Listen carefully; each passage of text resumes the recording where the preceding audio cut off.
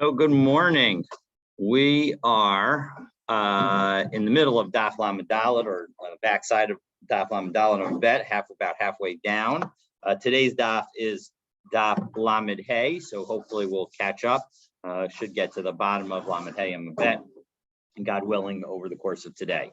So since Monday, we have been discussing the third of three answers that explains the apparent conflict between our Mishnah, which says that one who violates a sister who's a Na'ara must pay the fine, and a Mishnah in Makot, which says that one who violates a sister gets lashes.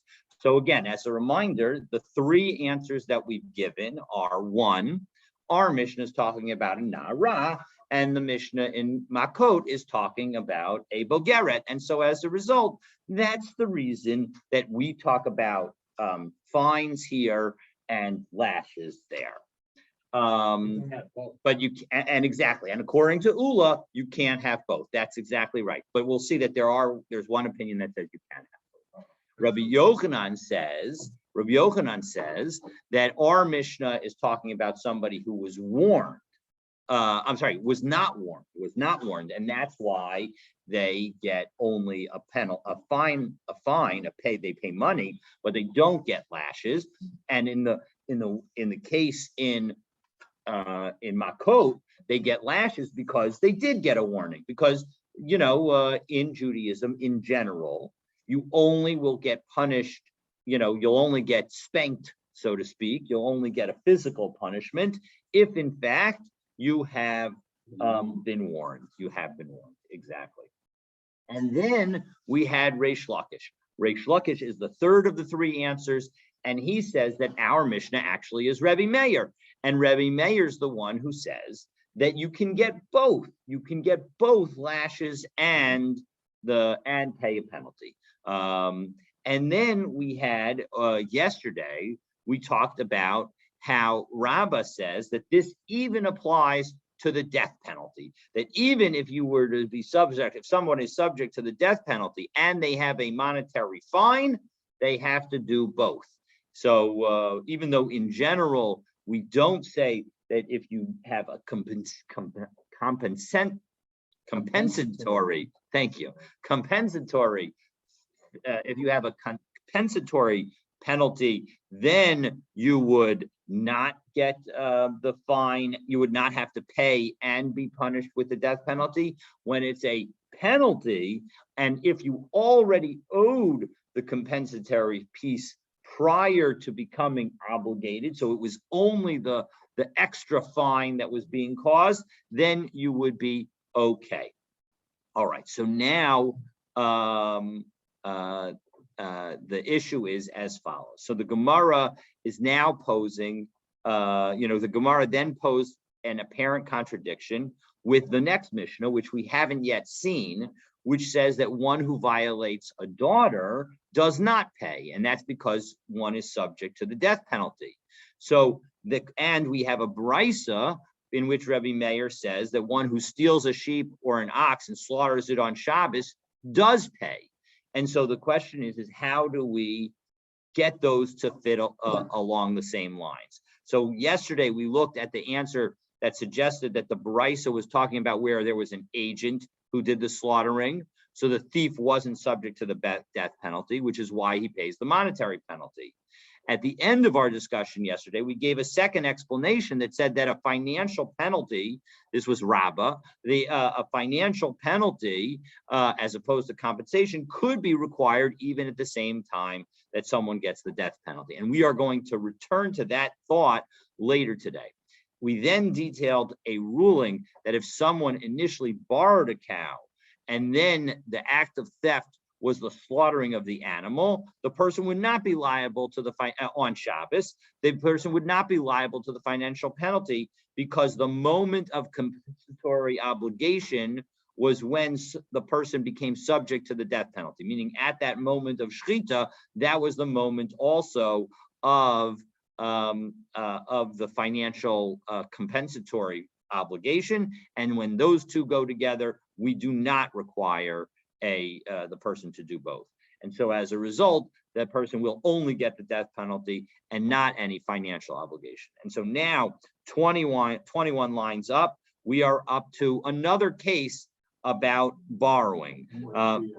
Amar Rava, those are the last two words on the line. In my edition, it has a hey that goes to Musaras Hashas, and the Musaras Hashas citing Baba Kama. So Amar Rava, Haniach lahen abihen para she'ula. If you have orphans that have been left by their father a borrowed cow, so then mishtamshin ba kol yemei she'elasa. So if the father borrowed it for a year, and it's only been half a year, and then unfortunately the father passes away, the children are allowed to continue to borrow it for the rest of the time that it had been lent. Mesa ein chayavin ba'onsa. If the animal now dies, then even though if you borrow something and the animal dies, because you borrowed it and were able to use it, you are going to be obligated to pay the value of that animal. So that's a risk that you take whenever you borrow something. If you're just watching it, then you're not. But if you're, unless you if you're a paid watcher, but if you're borrowing it, so then you would be liable. But the children, because they were not the ones who borrowed it, they are not liable if it died in an ones, if it died in some unavoidable thing. So that's rule number. So we had, again, rule number one was that they can continue to borrow it until the time that it was intended to be borrowed. Rule number two, and this is rule number two, that if something unavoidable happens to it, the orphans are not liable, unlike their father, who would have been liable had he been alive. Number three is kisvurin shalavi and he.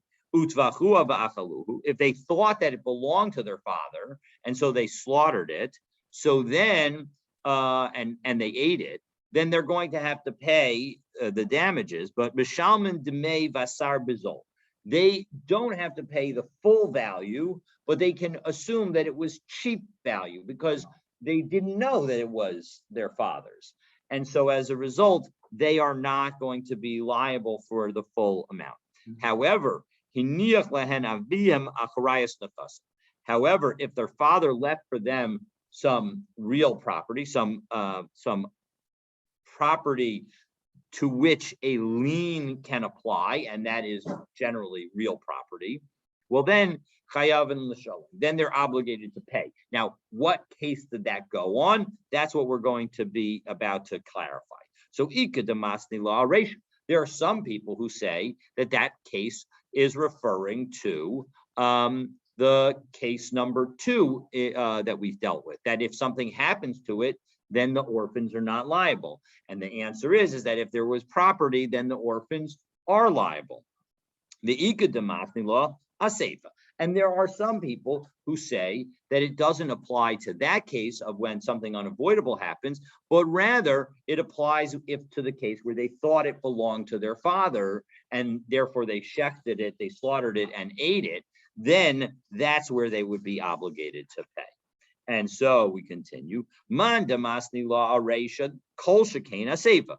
If you would assume that the obligation to pay the full value would apply to the case where something unavoidable happened, if there was real property in the inheritance, well then for sure the children would have to pay the full value if they had real property in the inheritance, if in fact they slaughtered it and ate it, because obviously there it's definitely worse than that animal being struck by lightning. And in that case, upliga the Rav Papa, and that would argue with Rav Papa. Now, what did Rav Papa say that it would argue with? Rav Papa is the one who said that that there is no obligation to pay that's associated with the moment of borrowing. And we saw that at the end of the day yesterday, because he dealt with a case where I borrowed the cow and then I shechted it on Shabbos. And in that situation, he says, I'm only liable to the death penalty because at the moment that I shechted it, I became liable to the death penalty and I became liable to the compensatory damages at the same time. And we say you cumulate with the Ravamine, so you're not going to get both of them. That was the position that Rav Papa outlined in detailing he had two cases. One case where there was no borrowed cow, in which case if it was stolen before Shabbos and shechted on Shabbos, then you became liable for the 4 and 5, because the moment of the shechting was not the moment of the compensatory damage obligation. It was only the moment of the penalty obligation. Whereas if you borrowed it before Shabbos and now shecht it on Shabbos and take it as steal it therefore on Shabbos, well then the moment of compensatory according to Rav Papa was at that moment of shechita. And now what we're saying is that moment. So according to Rav Papa, the person who shechted it on Shabbos, who slaughtered the animal on Shabbos, is going to win in the sense that he's not going to have to pay money, but he's going to be subject to the death penalty. So it's not a good. Nobody wins in that case. But according to what we're saying now, that when you borrow it, there becomes at that moment a lien on the property for the value of the borrowed animal. Now all of a sudden this would change. According to if you were to hold this viewpoint, then even if you borrow it before Shabbos and you shecht it on Shabbos, then you would be liable for the 4 and 5 times. And so then the owner of the cow would be the winner of the case. Okay, so that's part number one. Uman demasti la seifa. However, the person who learns that it's only on the seifa, meaning that it's only if the children slaughter and eat the animal and then they inherit land, only then will they be obligated. Well, then aval aresha low. It would not apply to the resha. V'hainu de Rav Papa, and that would be similar to Rav Papa, who says that when you borrow the animal, you don't take on any legal obligations. Rashi and Tosfos disagree about the nature of why this obligation would exist only in the second case. Now, if it exists in the first case, we totally understand, because at the moment that you borrow the animal, an obligation, you become responsible, and an obligation attaches to your property. But if in fact the case is that we're only going to make the children liable if they do something like shech the animal and eat it, well, what's going on there? And so Rashi says that the obligation becomes an obligation on the children, that they were negligent in doing the research that they should have done on what they got from their father. Tosfos doesn't like that, because if that were true negligence, why does having the property make a difference? So as a result, Tosfos suggests that in fact the obligation was on the father, and the father was negligent in not telling the children. And so as a result, then it makes a lot of sense, because since the father was negligent at that moment of negligence, if he has property, the debt becomes a debt of the estate. And so now that it's a debt of the estate, so as a result, if there's an estate, the children have to pay full damages. If there's not an estate, well, then we're just going to effectively, use a principle in law that we have generally, which is referred to as quantum meruit, which I'm lucky that I actually remember at the moment, which is the idea that when you take something that doesn't belong to you, if you have some basis to have thought that you had some rights to it, then sometimes what we'll do is we'll just make you pay for the benefit that you got, not the underlying value. And so here too, that's what we're doing. We're saying that the children have to pay for the benefit that they got, namely the ability to eat meat. And so we'll charge them the cheap meat price, but they don't have to pay the actual value of the animal, of the cow. Okay, so that is point number one. And on some level, that was really a continuation of what we saw yesterday. Okay, so now, as I mentioned in today's introduction, we've presented three different answers to the apparent conflict between our Mishnah and the Mishnah in Makot: Ula, Rabbi Yochanan, and Reish Lakish. And after we presented the first two, Ula and Rabbi Yochanan, we explained why Rabbi Yochanan did not agree with Ula. So now we're going to explain why Reish Lakish did not agree with Rabbi Yochanan and vice versa. So let's take a look. So Bishlamar Rabbi Yochanan lo Amar Reish Lakish. It all makes sense why Rabbi Yochanan would not agree with Reish Lakish, because what? Dekam mokim la karabanan. Rabbi Yochanan, by saying that our Mishnah is talking about where the person was not warned, and the Mishnah in Makot was talking about where the person was warned, well, now it all makes a lot of sense, because it's all wonderful, because both of them are following the majority opinion of the rabbis. The rabbis say that we're only going to apply the more strict punishment, and we would not apply both the punishment of lashes and lashes and a fine, or death and a fine. Absolutely, we would not apply both of them. Now, I think I may have gotten that wrong, by the way. I may have been saying that according to Rabbi Yochanan, you would be liable to both. And the reason that I said that is that you're liable to both, but we only apply one of them. So the point is so that's why it makes sense that Rabbi Yochanan would disagree and not say what Reish Lakish says, because he wants to associate our Mishnah with the majority opinion. So, but Ela Reish Lakish, my time alo Amar Rabbi Yochanan. Why would Reish Lakish take our Mishnah away from the majority opinion and put it into the minority opinion? So Amar Lach, he would say to you, Kavan ilu asrube pater, because if Reish Lakish believes that if we warn the guy and he would be exempt from monetary damages because we're giving him lashes, well then kilo asrbe nami pater. Then we should also make him exempt from monetary damages, even if we don't give him lashes. And let's pause for a moment to understand this, because it makes a lot of sense, right? From the perspective of what the person did, there's no difference whether the person got the warning or didn't get the warning. And that's what Reish Lakish is saying. Let's look at the action. If the action is one that would not result in a monetary payment if the person got the warning, well, we shouldn't apply a monetary penalty if he didn't get a warning. The action didn't make a difference. The action didn't differ. So that's his logic. And so v'azul taimayu, and he goes according to his reasoning to ki asa Rav Dimi Amar, for when Rav Dimi came from Eretz Yisrael to Bavel, he said the following: Chayave misas shogigin. Now I'll just note, we're going to say what Rav Dimi is going to say.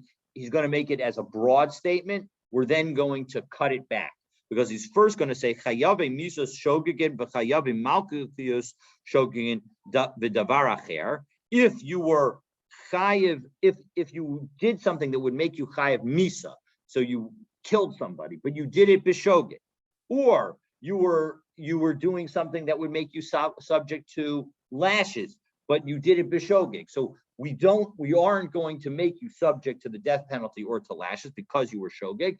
V'davar acher, and you did something else at the same time that caused monetary damages.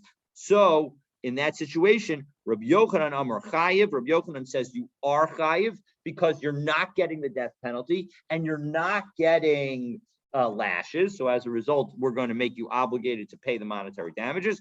For Reish Lakish Amar Pater, and Reish Lakish says no, you're exempt, because you would have been exempt if you had gotten the warning and if you had done it b'mezid. We're going to say that not only you're also exempt if you don't get a warning or if you do it b'shogeg. So Rabbi Yochanan Amar Chayiv Daha lo asrbe, right? Because effectively, if you did something without without intent, if you did it b'shogeg, almost by definition, you didn't get warned. So Reish Lakish Amar Pater, but Reish Lakish says that your Pater Kevan de Ilu Asrube Pater, Kilo Asrube Nami Pater. That because if you had been warned, you would be exempt. So too, we're going to make you exempt even if you're not warned. So Esvei Reish Lakish Rabbi Yochanan. Reish Lakish says, Rabbi Yochanan, I don't understand your position. Why do you say that you are obligated to make the payment? We have the Torah talks about the case where the two men are fighting and they accidentally kill a fetus inside the mother's womb and she has a miscarriage. And we say that you have to pay for the value as long as nobody died.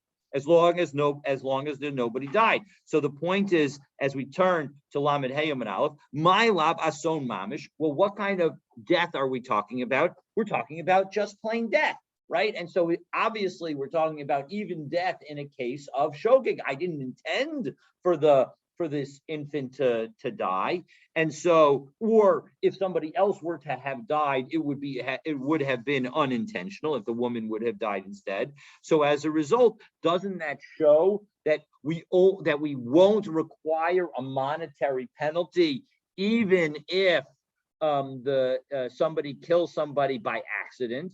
So that shows that shogeg and lack of hasra, lack of warning, will not result in a person having to pay the monetary fine. So Rabbi Yochanan says, "Lo, din ason." No, when we say that there's no death, we are saying that there's no death penalty. That when we say that there's no ason, it means that there wasn't anybody who was subject to the death penalty. And so as a result, if there was in fact a death, but it was unintentional, then there would be a monetary penalty. So Ika da Amri. And there are those who say the whole case that we just did in reverse, just the exact same question, except that it's Rabbi Yochanan asking the question to Reish Lakish instead of the other way around. So what do we say? So Esvei Rabbi Yochanan Reish Lakish, Rabbi Yochanan asked to Reish Lakish, again, the same sukkim of the two men fighting, and the woman loses her fetus, and my love dinason. So Rabbi Yochanan says, what is this talking about when we say that there's no ason, that there's no death associated with it? It means that there's no death penalty. And so as a result, if there was a death, meaning that the only time that any time there's no death penalty, meaning even if it's shogeg or lack of witnesses, lack of warning, well, then you would pay money damages. So that doesn't work for you, Reish Lakish. You're arguing about what ason means? Yes, they're arguing about what ason means in this context. Clearly ason means a death, a fatality. Or whether it means the guy gets the death penalty? It's either somebody died or somebody's obligated to the death penalty. That's exactly right. And somebody dies doesn't mean a miscarriage. No, miscarriage is definitely not a death. The woman did not die. Correct. The fetus is that's compensatory. Correct. That's correct. Okay. That happens to be one of the differences between laws for Jews and laws for non-Jews. Right. But the ason is a very it's a weird word here. That's the problem, right? That's exactly right. That's exactly right. Very ambiguous. Correct. It is ambiguous, and as a result, Rabbi Yochanan and Reish Lakish are arguing about it. So Reish Lakish replies just as Rabbi Yochanan did, but with reverse. No, it doesn't mean a judgment of a death penalty. It means ason mamish. It means just somebody died. So therefore, we've seen the proofs in both ways. Nobody's successfully proven in either direction. So now the Gemara is going to ask. So Amar Rabba, remember, we said at the beginning that Rav Dimi said that Rav Yochanan and Reish Lakish were arguing both about inadvertent death and about inadvertent lashes. But is there anybody who says that in fact shogeg would be liable to pay? So we have a statement of the a brisa that was taught in the yeshiva of Bechizkiah of Chizkiah, Makei Adam uMakei Behema. So there is a pasuk that references both of these. It's Vayikra Parakaf Dalet Pasuk Kapav uMakei Behema Yishalmena uMakei Adam Yumat. That a person who hits an animal and kills an animal will pay, but a person who hits and kills a person, that person will die. So, and so as a result, what did they teach in the yeshiva of Chizkiah? They taught the following: when it comes to an animal and the killing of an animal, there's no distinction between whether you kill the animal, unintentionally or intentionally. Bein miskaven l'she'ein miskaven, whether you do it, again, whether it was accidental or on purpose, or whether intentional or unintentional, meaning you could have thought that you were, killing an animal that was already dead. Maybe it was sleeping and you couldn't tell, and so you thought that it was already dead, and you were just chopping it up for the meat for your animals. So, but then the point is that would still make it make you obligated to pay the money damages. Bein derech yerida derech aliyah. It doesn't make a difference whether you were lowering something or raising something. And the reason that it does make a difference in certain cases is that when it comes to exile, if you're lowering, let's say you have a big forklift, and that forklift is bringing something down, and you accidentally bring it down on a person, or it falls off as you're bringing it down, then that's even when it's shogeg, then you have to go into exile. On the other hand, if you're raising something up and it falls off, then the Torah distinguishes those two cases, and you don't have to go into exile. But the point is that the bottom line is lepatra b'mamon, ella ella l'chayva b'mamon. Rather, in all of these cases, you're going to be obligated to pay money damages. So af makei adam lo tachalo lo bo bein b'shogeg bein b'mezid bein miskaven l'she'ein miskaven bein b'derech yerida l'derech aliyah l'chayvo mamon el l'potra mamon. It's not, none of these are, just as in the case of killing an animal. In every case, doesn't make a difference. We're going to not pater you, and we're going to say you're chayiv mamon, because we have the principle of adam muad la'olam. Person is always responsible for their actions. So even in an accident, you can say it's an accident, but you're still responsible. You still have to clean up your mess. So but when it comes to death, then we're going to say whether it was intentional or unintentional, etc. We're not going to obligate you to pay monetary damages. Rather, you're just going to have the result of the case. Either you have to go to exile if it's b'shogeg in the right case, or you're going to be killed if you did so intentionally with witnesses. So the bottom line is that so now we're going to reread when Ravin Ela Kiyasa Ravin Amar. So when Ravin came, Chayava Misas Shogegin Kuli Amalo Pligi de Peturim. When it comes to a shogeg with respect to killing somebody, so then everybody agrees that there's no liability for monetary damages. Ki pligi b'chayave malchus shogegin davar acher. That only where do Rabbi Yochanan and Reish Lakish argue? They argue in connection with something that you would be subject to a lashes penalty. And if you do that thing that would be subject to lashes penalty, if you do it b'shogeg or you do it without warning, well then Rabbi Yochanan says, Rabbi Yochanan Amar Chayiv, Chayabe Misos Itkush, Chayabe Malkios Lo Itkush, because the pasuk that we just learned connecting animals and the death penalty was only about the death penalty. It wasn't about lashes. And so as a result, when there's no lashes, we're going to make you obligated to pay money. Rish Lakish Amar Pater. Rish Lakish says, no, you're Pater. Because the Torah itself connects those who are obligated to lashes and those who are obligated to the death penalty. And as a result, since we say that the death penalty is like hitting an animal, that it doesn't make a difference whether it's shogeg or mazid, so too we'll say with respect to lashes, it doesn't make a difference whether it's shogeg or mazid, that you're not going to be liable associated with an action that would potentially make you subject to the lashes.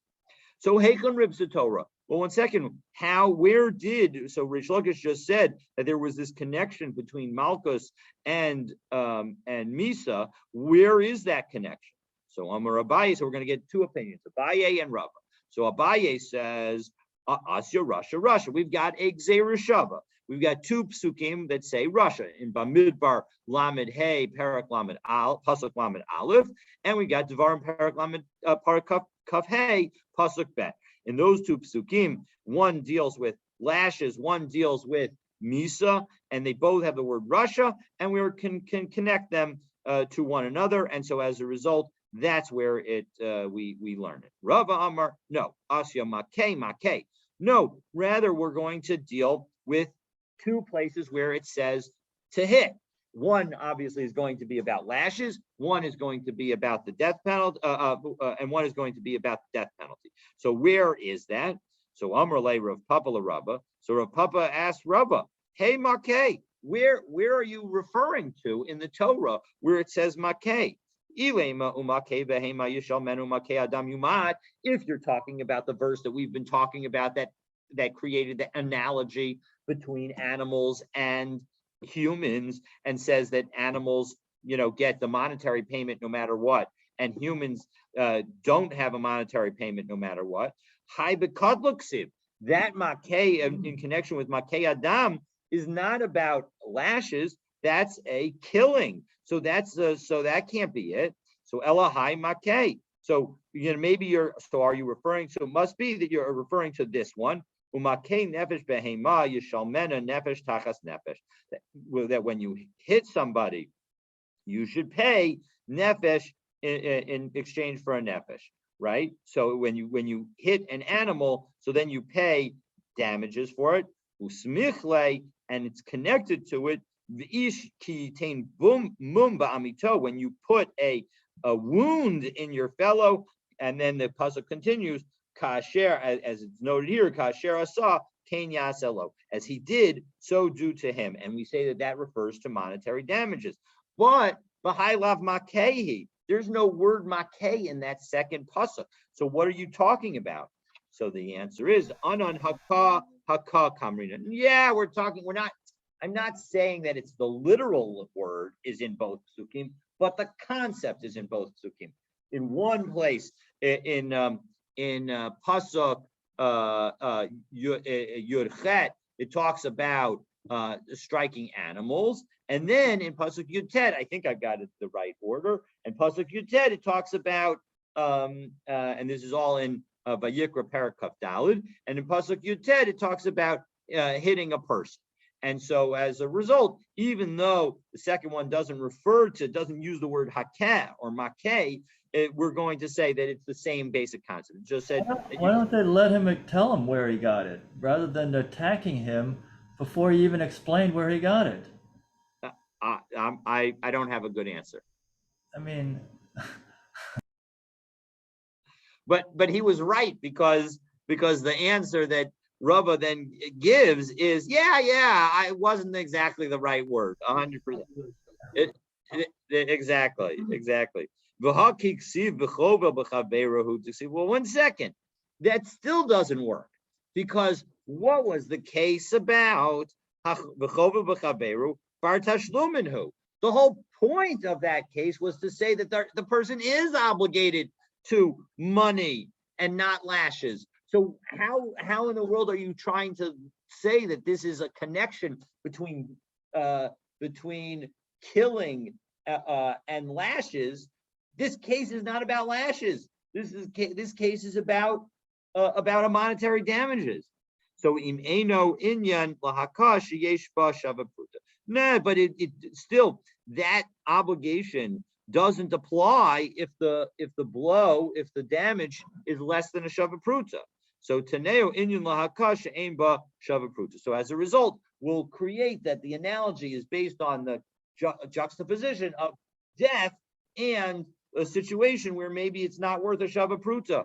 So now we turn to Lamed Hey. Well, but so lav bar tashlumin. In that case, if you turn, as we turn to the page Lamed Hey on bet, if in fact the case that we're talking about is a case where the damage was less than a shava pruta to the person, well then what's the chiddush of saying that the person gets lashes and doesn't pay monetary damages? There's no monetary damages to be paid. So what's the story? So Rava explains. So lo tricha the mechayvi kara shiran delay. That at the time that the guy hit the person in a way that did not do damages, did not cause any damage that would be chayav more than a shava pruta, at that same moment he ripped his garment. And so as a result, what we're going to say is that in that situation where you rip the guy's garment, where you rip the guy's his shirayin, the cloths that he had, the leftover cloths, that material, that when he did that, so then there's no damage. So if at the time that he hits the person and there's no damage to the person that's worth a shava pruta, and at the same time he causes monetary damage, different on some property damage, well then we'll say that because he's getting lashes, he won't also have to pay the money. And so that would be the basis for that Rava offers for Reish Lakish's teaching. Okay. Reminds me of the movie you saw, like a phone or something in the pocket. Yes. Yeah, and so well, yeah. I mean, especially if they get only if the damage to them is less than a shava pruta, then yeah, the person might ironically be putter associated with that. Okay, but he would still get lashes, so that's still pretty significant.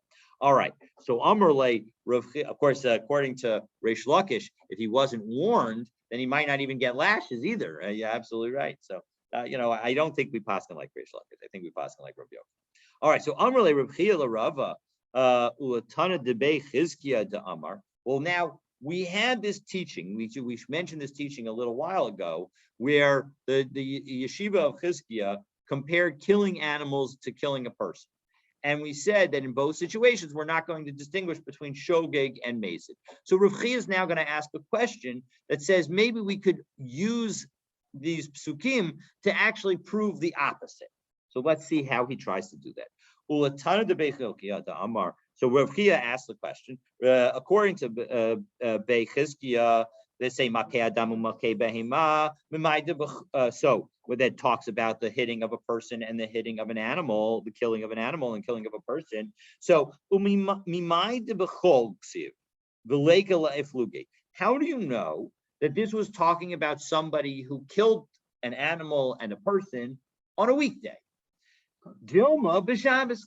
Maybe it's talking about on Shabbos. And and that in fact, what we're teaching in connection with the case of the killing of an animal is that we do make a distinction between shogeg and mazid, namely that if you kill an animal b'mazid on Shabbos, well then you'll get the death penalty. And if in fact you kill the animal b'shogeg on Shabbos, well then you'll owe money. And so maybe that's what we're talking about. So the Gemara responds. What? What is the logic of that? Well, because you're not subject to the death penalty. So as a result, the kumlei b'derabba minei does not. Why would you be subject to the death penalty? Because you did it by accident. You didn't know it was Shabbos. Why would you be subject to the death penalty?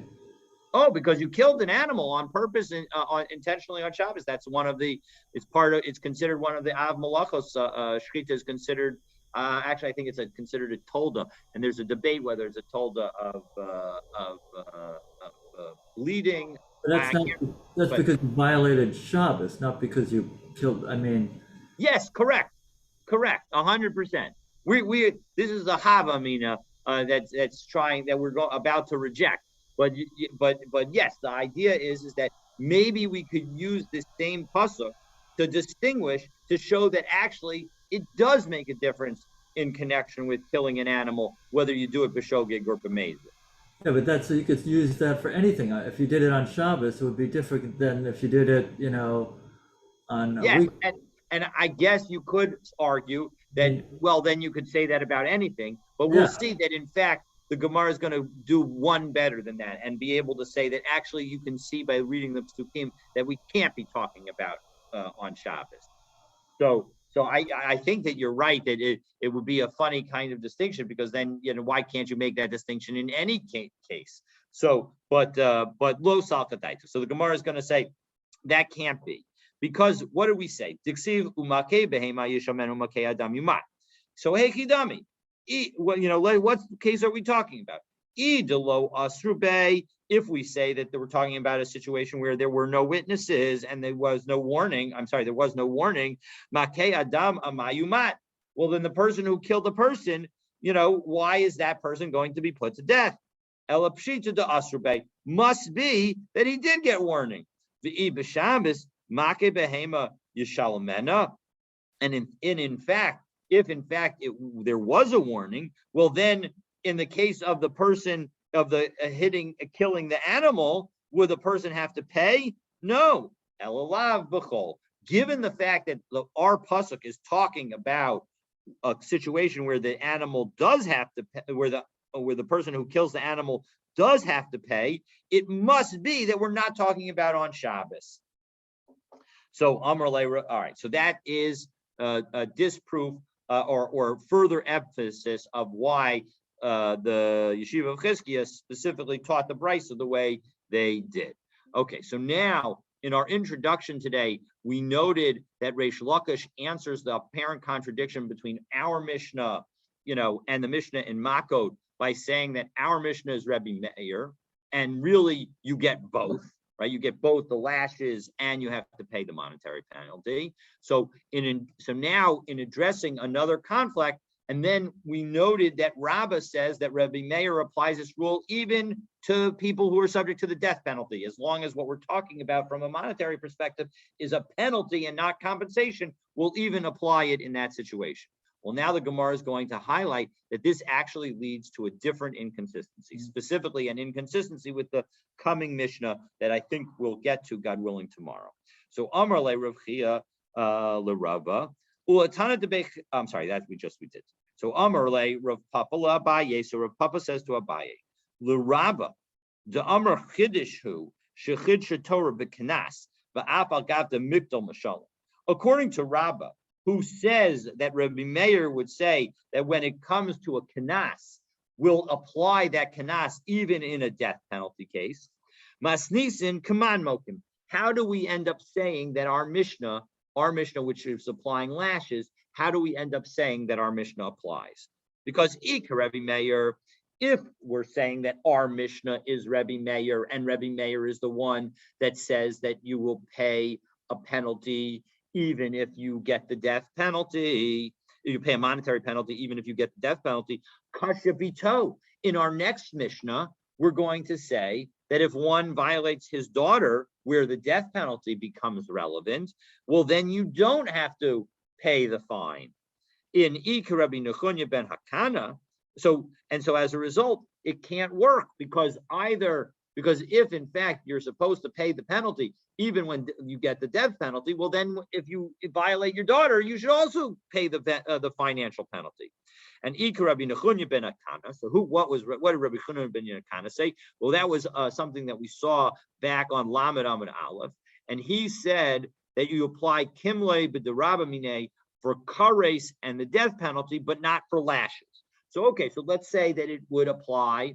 So our Mishnah could be Rabbi Nechunya ben Hakana. Well, the problem is that one of the cases in our Mishnah was achoto, kasha achoto. The problem is that in our Mishnah, we said that there was the case of the sister, and one who violates the sister does have to pay the financial penalty. But the problem is that's a kares case. And so according to Rabbi Nechunya ben Hakana, who says that we applied kumle b'derabah minei when it comes to kares and death, well, that doesn't work. and Ika Rabbi Yitzchak, and if you want to say that it's like Rabbi Yitzchak, namely that this is a position that we haven't seen, and it's a position where it's in Maseches Makot, where the person says that in fact things that are subject to the punishment of kares do not get lashes. There's a position that says that if you're subject to kares, well then that's a heavenly penalty. So we'll give you lashes on this earth. But Rabbi Yitzchak says, no, that's not the way we apply it. We don't also will give lashes. So, and as a result, maybe we would say that fine, lashes we won't apply kimle b'derabba minei, but other situations we will apply. But kashya mamzeres, then we have in our Mishnah, we have a problem with the ruling in connection with the mamzeres, because a mamzeres is subject to lashes, not kares, and so why should the person have to pay a penalty in that situation? So hanicha isavarla k'Rabbi Yochanan. Now everything works if Rabbah agrees with Rabbi Yochanan's answer, namely that our Mishnah is talking about no warning, and so as a result you pay the financial fee, and the Mishnah in Makos is talking about yes warning. So hunami mataris like Rabbi Yochanan. Well, then he can hold like Rabbi Yochanan. But Ella isavar karesh lakish. If in fact he holds like Reish Lakish, so and namely, remember that Reish Lakish said that he disagreed with Rabbi Yochanan and said that that when it's b'shogeg, you're exempt, meaning that even when you don't get warning, if you don't pay a penalty, if you don't pay a financial penalty when you are warned, well, then we won't impose the financial penalty even when you're not warned. Well, exactly. Then there would be zero punishment. So how do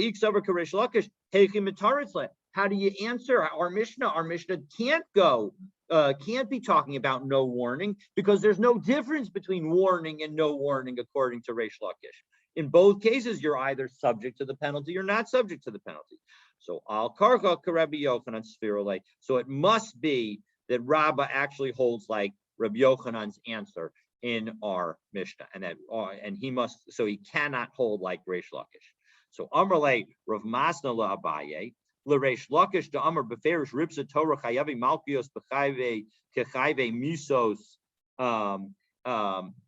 So now again we mentioned today that Reish Lakish says that if someone does something b'shogeg that would lead to lashes if done intentionally and at the same time incurs financial liability, he's not liable for the financial damage.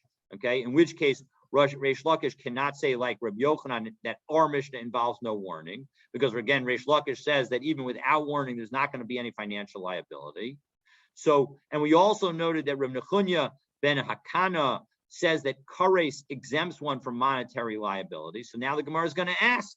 So Rav Asna asks, given Reish Lakish's view that even a violation b'shogeg that would require lashes, if done b'mezid, will not involve financial liability, our Mishnah must be someone who disagrees with Rav Nechunya ben Hakana, right? So still we need to say, so l'Reish Lakish, the Amr b'ferish ribsa Torah chayavi malkios kechayve misos, that both of them, whether it's you're subject to lashes or you're subject to the death penalty or subject to kares, or you're always going to be exempt if you whether there's warning or non-warning. So mantana de paligale de Rabbi Nechunya ben Hakana, we need to find somebody who disagrees with Rabbi Nechunya ben Hakana, who says that when you get kares, you can still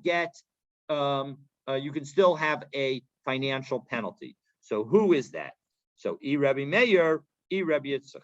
So it could either be Rabbi Meir or it could be Rabbi Yitzchak. And so, of course, that all works out nicely because, of course, we saw at the end of the day yesterday or Monday it was, I think, that in fact, Reish Lakish gives the third answer, and he specifically says that our Mishnah is like Rabbi Meir. But now the Gemara is answering that actually you could even say, according to Reish Lakish, that our Mishnah is like Rabbi Yitzchak, because Rabbi Yitzchak is the one who says that people who are subject to kares are not subject to lashes, And so as a result, because they're not subject to lashes, therefore they could get the monetary penalty. So again, Rish Lakish connects lashes and death.